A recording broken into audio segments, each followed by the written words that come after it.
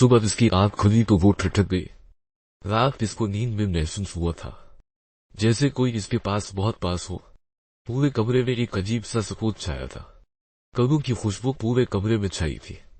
बेसाख्ता आंखों के पर्दे पर वो दहशतज़दा आंखें आए। सर झटकती वॉशरूम चली गई।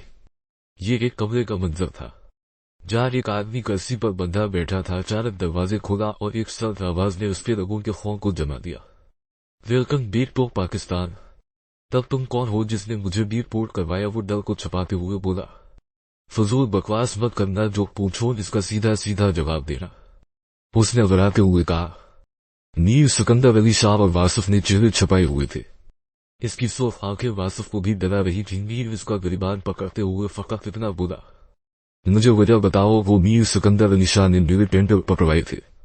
मैं इससे बदला देना चाहता था। पर तुम कौन हो वह कैसे जानते हो? अचानक मीर सिकंदर अली शाह ने चेहरे से रुमाल हटा दिया। तब उसे एहसास हुआ कि वो कितनी बड़ी गलती कर चुका है और किसके सामने। अब खमियाजे का वक्त था। मीर ने जानबूझ चेहरा ढका हुआ था ताकि वो सच तगड़ दे। तुम मेरे एक गार्ड के जरिए मेरे पे नजर रखे हुए थे। मैं पहले दिन से ये जानता हूं। तुमसे बस पूछना था कि तुमने ये जलील हरकत की क्यों? मीर सिकंदर अली शाह की कमजोरी ढूंढने, मुझ पर नजर रखने और अपनी गंदी नजर मेरे बिजनेस पे रखने दिल तो कर रहा है। तुम्हें खुद सजा दो। लेकिन तभी दरवाजा खुला और नेब के अहलकार अंदर आए। शुक्रिया शाह साहब, उनकी कब से तलाश थी। वो सब हिलाता बाहर को निकला। कॉलेज यूनिफॉर्म में पोनी टेल बनाई हुई, कब से पाक चेहरा पहन बिगो गदाए, कांधे पे बेग लटकाए और साथ साथ कलाई में बरांडे घड़ी पहनती सीढ़ियां उतरती डाइनिंग टेबल पर आए। बाबा आया लंबा करके बाबा के अति बाप के सीने से लग गई। विड मारनन बाबा जानी, विड मारनन मेरी चढ़िया, आ गई मेरी चढ़िया। मुंफ साहब जो अखबार पढ़ने में मसरूफ थे, आदिश को आता देख अखबार फॉरवर्ड क्या और बेटी से बातें करने लगे। बेटा जी कैसी चल रही है? पढ़ाई बहुत अच्छी बाबा जान। आदिश सारी क्लास में सबसे ज़हीन स्टूडेंट है, बस लेक्चर गौर से सुन लेती सब याद हो जाता।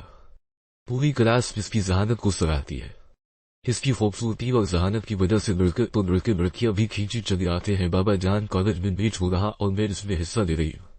ठीक है बेटा, पर ध्यान से आपको कोई चोट न लगे, नहीं तो हम आपको परमिशन नहीं देंगे। वो इसे बचपन से ही प्यार से चिड़िया पकड़ते थे और कहते थे कि देखना एक दिन ये उड़ जाएगी। हमेशा के लिए हमारा आशियाना सोना करके किसी और के आशियाने पर जाके हमेशा के लिए अपना घर बसा लेगी। वो मोहब्बत से उसे देख रहे थे। आदिश जैसे ही कॉलेज पहुंची, जलवा और अनाया के गले लगी। जब इनको बताया कि वो बास्केटबॉल मैच में हिस्सा ले रही है, दोनों खुशी के मारे चेखने लगे।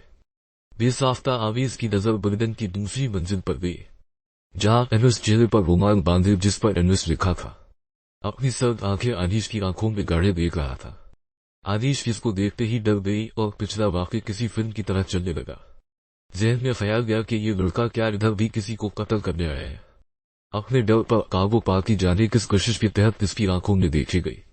इसे लगा जैसे सामने वाली की आंखें मुस्कुराई और उसे चिरनज कर रही हो। आमेज ज्यादा देर न देख सकी और फट से ध्यान जर पर क्या, जो न जाने कब से क्या कह रही थी। वो दोनों को लिए क्लास की तरफ चली। पीछे मुड़कर देखा तो वो लड़का अभी तक किस पे आंखें गाढ़े देख रहा था। कुछ ही देर बाद एमएस कान में लगे ईयरपीस का बटन परीस करते जेन से बात करता कॉलेज से निकलता चला गया। लेक्चर के दौरान माविया की नजर अनाया पर गई और वो बेचारी खाइफ होती रही।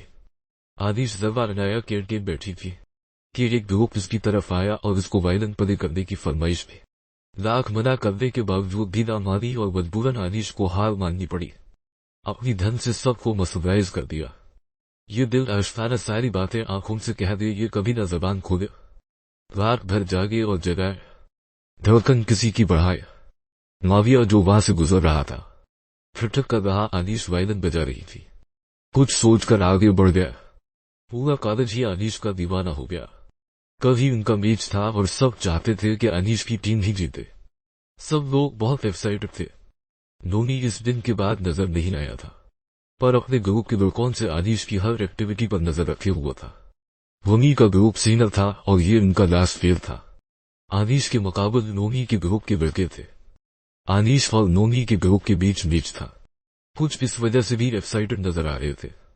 अनीश अपनी ग्रीन वर्ड टीम के साथ ग्राउंड पर प्रैक्टिस के लिए चली गई। इधर नोनी का ग्रुप अनीश को हराने की पूरी तैयारी में था।